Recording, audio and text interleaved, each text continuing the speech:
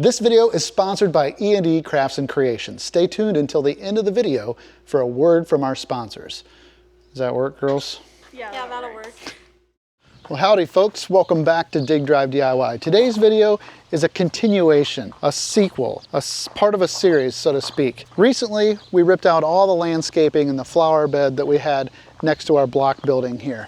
We ripped it out in favor of something different, less maintenance, more practical, and we don't exactly know what that is yet, but we know it's going to be some kind of raised flower garden or kitchen garden, they call it, of some sort. But before we can do that, we need to trim up these trees. First of all, there's a lot of shade that they're casting on the ground.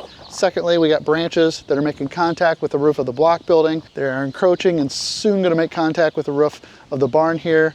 So it would be much easier to take care of that now before we go and build something elaborate here underneath them that's going to get destroyed if we try to cut these trees. So Kara's brother Caleb is an arborist, a professional tree climber. He has his own business. He's bringing his bucket truck over, but there's a lot of work to be done. It's hot.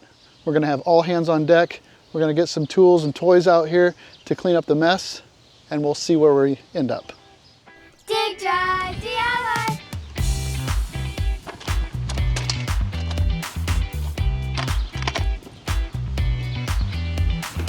So the plan here is just to prune them up, make them look better, have a little more light down here on the garden area, get some of the dead limbs out of them, get some of the low-hanging stuff out of them. Pretty simple, but Maddie's here and Caleb, and they're just gonna start dropping them and we'll stack them up.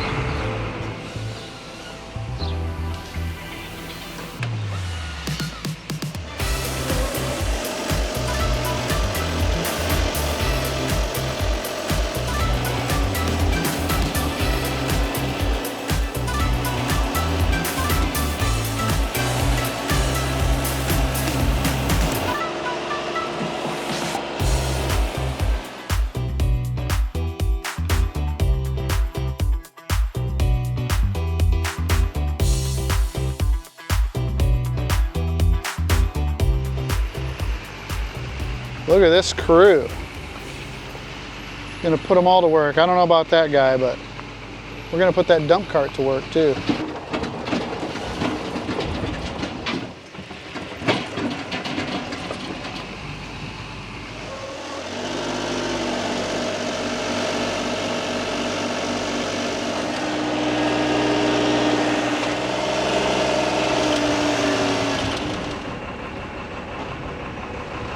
Cutting out from above that building. So we have trimmed back the tree from touching the roof of that building, I think at least 2, if not 3 times since we've lived here. And then this will be the 3rd or 4th time.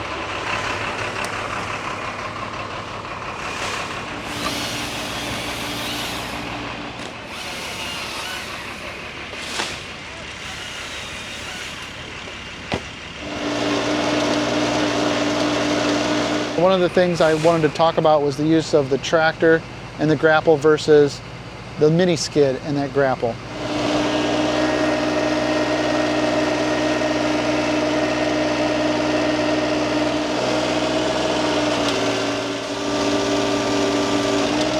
We were traveling a long distance to go pile the brush, and the tractor just worked better for that. I mean, it does. It's more comfortable to ride on wheels over a distance and rugged terrain than it is on a short wheel-based track. And so that's why I picked the tractor. Plus the tractor I think holds a little more with that grapple. The grapple's a little bit bigger, has a little bit better opening.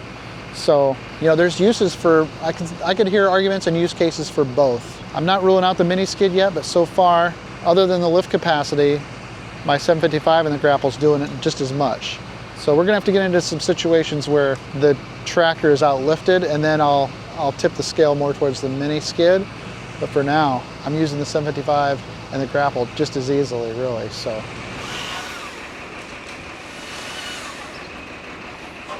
it's always a debate trying to determine which limbs to keep, which ones to cut.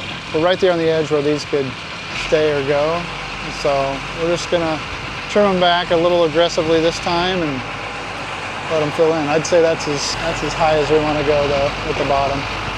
All right, so he's moved the bucket truck because he got everything he could get, everything he could reach from that last set. So he's got it moved. He's got some trimming to do above the blockhouse there, but this side is getting pretty close. It's opened it up a lot. A lot. What do you think? Looking good. So our options were to leave it like it was, cut them down completely, or trim them up. So I'd say we're right in the middle, right? Because you debated cutting them down. Would you still cut them down, or did you get over that? I guess I'm over it for now. We'll give it another 10 years. Wow, it looks a lot different. Everybody's trying to pick up brush. We're loading up the old Northwoods Fab dump cart right here.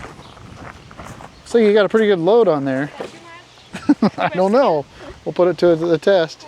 I'm gonna grab a load of this with the grapple. It's always amazing to me how much that grapple can hold.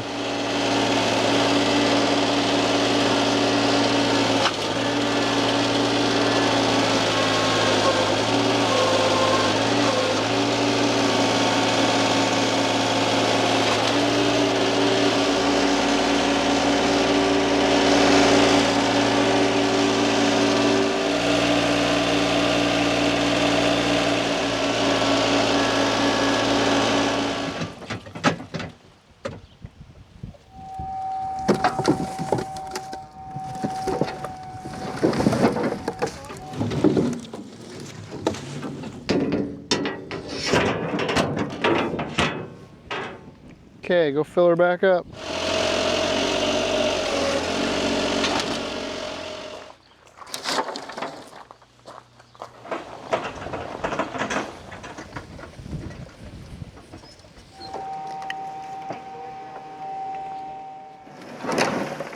Forward, dump it all the way and drive forward.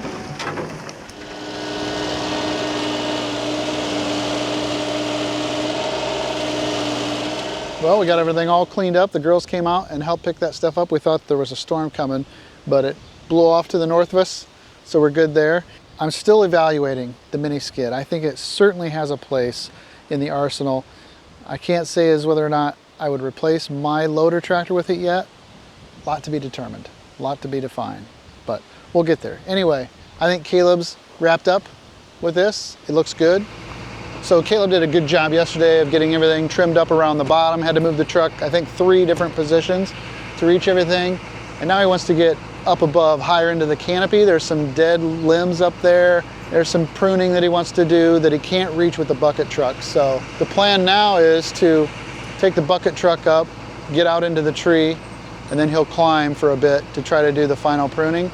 I'll bring the bucket down when he's up into the tree so it doesn't have to sit up there and idle all day. But this will be interesting. This is a whole different setup than what we did yesterday, because yesterday was all from the bucket truck. He didn't even have to use the power pruner to extend his reach. He did it all from the bucket itself. And now today, you know, if you look at what all he's putting on his body and what he's got to carry around, this is a lot more labor intensive, a lot more work. And this is why, you know, he gets paid the big bucks, and this is the training that goes into a lot of this stuff right here. Well, I think he's got it licked. He did the last bit he needed to do with the bucket truck. All this stuff on the ground is what he pruned out today with by doing it by hand. Finished it up. It's looking good. It looks a lot different. Something we're gonna have to get used to, right? You like it? I do. Cleans it up a lot. There was a lot of dead in there and ones that were just hanging goofy, and yeah. And this tree just creates, I mean, so many leaves, so many. And every time there's a slight wind, there's just branches everywhere. And, yeah.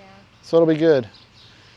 It looks extreme now, but in a year or two, it'll fill back out and put off new branches and leaves, and we'll have to trim it again before we're done with them, I'm sure. See you later, thanks. Tree love.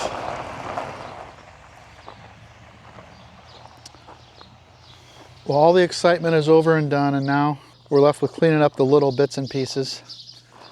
This is where I said all hands on deck would be beneficial, because there's a lot of bits and pieces.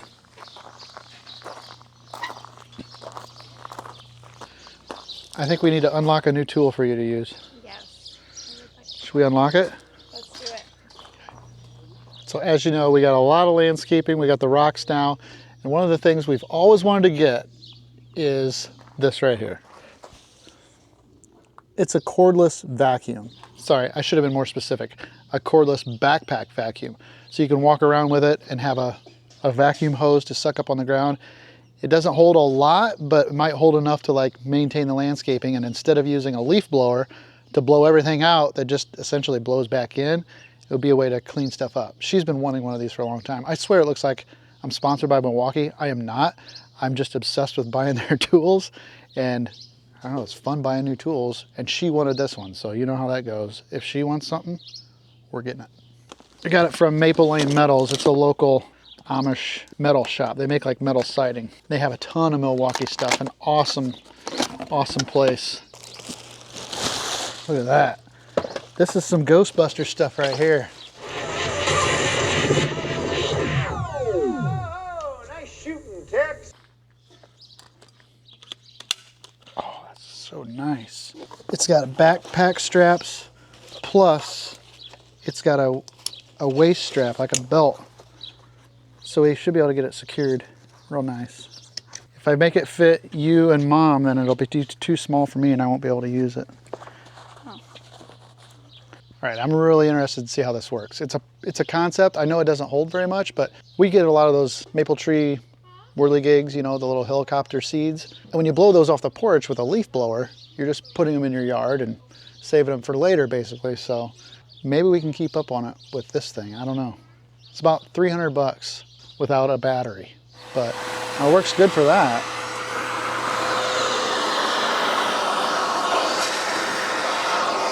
Good for that. You need earplugs. Not that Try doing this one. It's right here.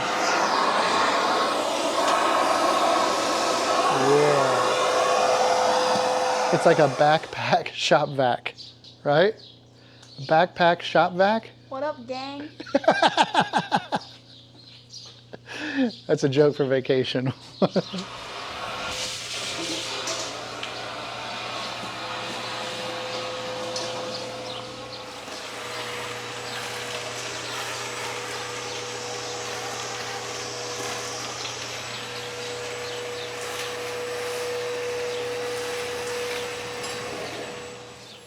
I think this is more what we had in mind right here, right?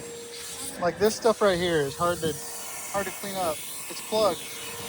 Now in the fall, when the leaves are falling down, we won't be able to do this. Yeah, it'll but only be for, it's just for or like around the occasional. patio table when I come out and it's like, it Yeah. has the leaves underneath the little circles that I just want to suck up in the morning quick and freshen it up. Not for like an overhaul after a storm or something. Well, not for cleaning up after tree removal. Yeah. That was a little extreme test.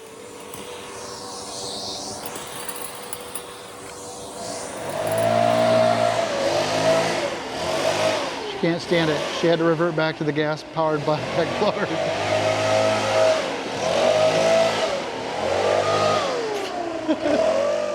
Does that backpack blower win?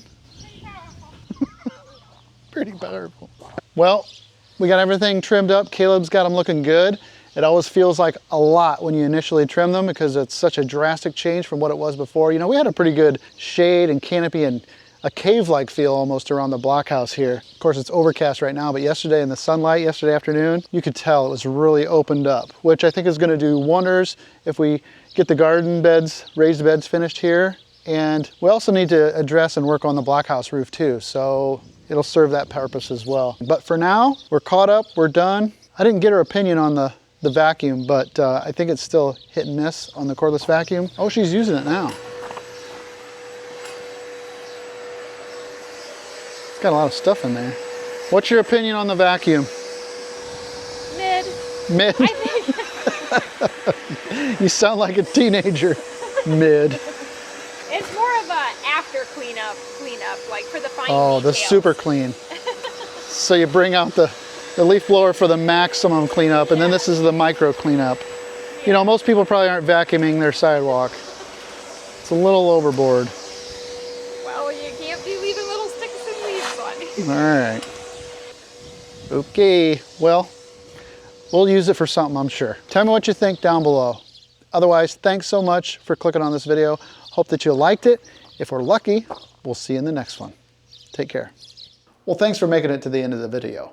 Now, a word from our sponsors. Annie Crafts and Creations has the best homemade crafts and creations. If you are interested in purchasing anything, you can come and visit us at the Harlan Farmers Market at Harlan Park on July 22nd, 5 to 8 p.m. We hope to see you there. So I'll be at the farmers market helping them work their booth, and these girls have really worked hard to build up all this inventory to put out for sale at the farmers market. I'm proud of them for doing it. They wanted to purchase some advertising space on a Dig Drive DIY video, so I charged them, you know, a little bit of a discounted rate. But yeah, if you're local to our area and you know where Harlan Park is, come out and see us. We hope to see you there. July 22nd, 5 to 8 p.m.